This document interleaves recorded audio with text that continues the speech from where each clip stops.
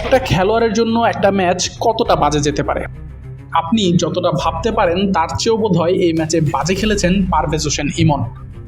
গুরুত্বপূর্ণ একটা catch miss, এরপর রান আউট, চান্সও মিস, সবশেষে ব্যাটিংয়ে সিলভার ডাক। ছোট্ট আন্তর্জাতিক ক্যারিয়ারে সবচেয়ে বাজে দিনটা পারভেজ হোসেন ইমন কাটিয়েছেন এশিয়া কাপের অঘোষিত সেমিফাইনালে। হাতের মুঠোয় থাকা ম্যাচটাতে বাংলাদেশের পা হরকানোতে বড় একটা অবদান এই ইমনের।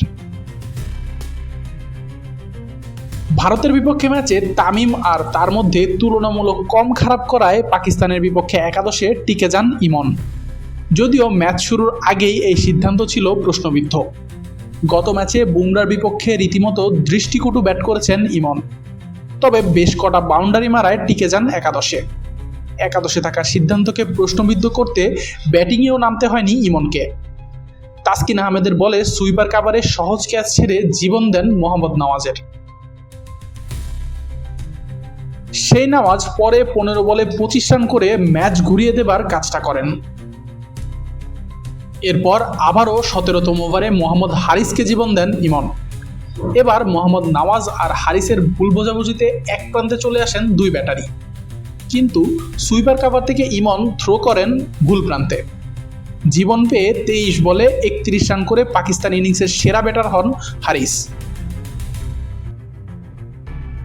ফিল্ডিংয়ে এমন দুটি ব্লান্ডার করার পর ব্যাটিংয়ে পুষিয়ে দেবার সুযোগ ছিল ইমনের, কিন্তু ফিল্ডিংয়ের চেয়েও জঘন্য ব্যাটিংয়ে রীতিমতো দর্শকদের ক্রোধের বিষয়বস্তুতে পরিণত হয়ে গেছেন। শাহিনের বলে প্রথম মোকাবেলাতেই বিট হন, পরের বলেই বাজে শট খেলে উইকেট উপহার দিয়ে আসেন পাকিস্তানকে।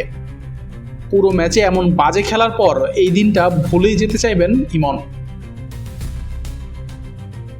মাঠে ক্রিকেটারদের বাজে দিন যেতেই পারে, কিন্তু ইমন তার অ্যাটিটিউড ও একের পর এক ব্লান্ডার দিয়ে যেন ক্যারিয়ারে একটা কালিমাই এঁটে দিলেন। বাংলাদেশ এই ম্যাচ হেরে গেলে সেই কালিমা ভোলাটা বেশ কঠিনই হবে পুরো ক্যারিয়ার জুড়ে। আশিকুর রহমান শান্ত, ডি স্পোর্টস।